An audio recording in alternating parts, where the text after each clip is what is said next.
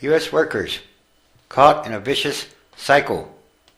An economy is still losing jobs. Some 36,000 jobs were cut in February, and since the start of the recession, at least 8.36 million jobs have been lost. The labor market has been gradually improving somewhat, and the pace of layoffs has slowed. Manufacturing added 1,000 jobs in February, but construction payrolls fell 64,000 jobs. Temporary hiring added 48,000. The average work week for all employees slipped to 33.8 hours from 33.9 hours in January. Analysts worry that tepid consumer spending could result in the economy's growth sputtering when the impact of government stimulus and the rebuilding of inventories by businesses fade later this year. And the Labor Department reported on Thursday that productivity jumped at an annual rate of 6.9% in the fourth quarter. But few economists expect the surge in productivity to last, largely because there is a limit to how much more work the people who are still employed can do. For them, the hope is that as the economy continues on a path of very slow recovery and their business begins picking up again, employers will have to hire back some of the more than 8 million people they've laid off since the recession began. But while the corporate bottom line is recovering from the steepest slide since the Great Depression, Americans aren't seeing it in their paychecks. The same report showed that unit labor costs, which measures how much companies are paying for the same amount of work, fell by 5.9%, more than the original 4.4% drop estimated for the quarter. Lower labor costs are a reflection of several factors.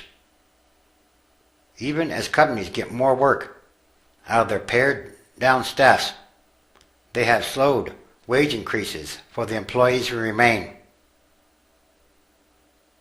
The economic recovery can't survive a continued drop in labor costs forever. Consumer spending generates some 2/3 of U.S. economic activity. So, without wage gains, it will be extremely difficult to sustain the growth in consumer spending needed to take up the slack when the federal government stimulus spending wears off later this year.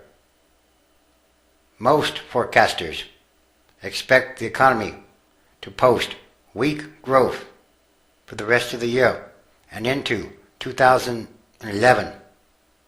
But then again, you know how forecasts are. While the economy seems to be picking up some momentum, massive excess capacity in factories and in the labor markets is still the order of the day.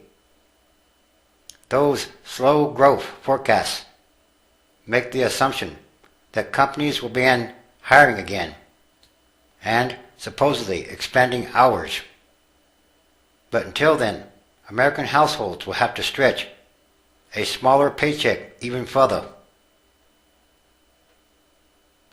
Lost paychecks for the more than 15 million workers who rank among the unemployed are also weighing on the housing market, which is considered another cornerstone for a solid economic recovery.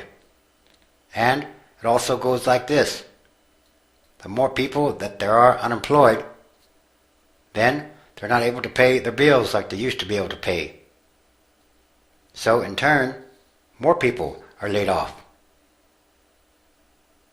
Friday's unemployment, showing that 36,000 jobs were lost in February, is still not good.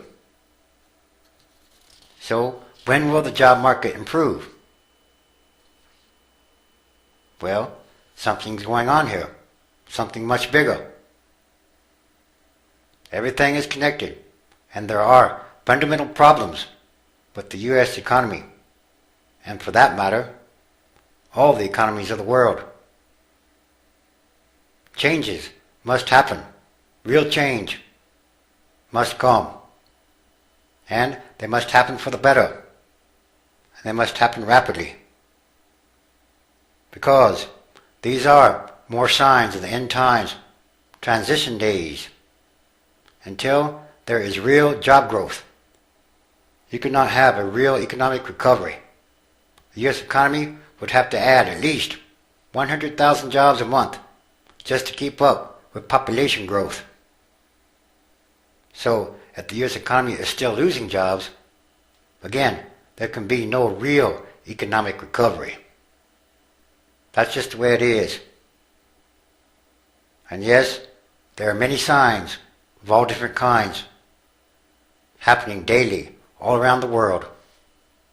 And these are more signs.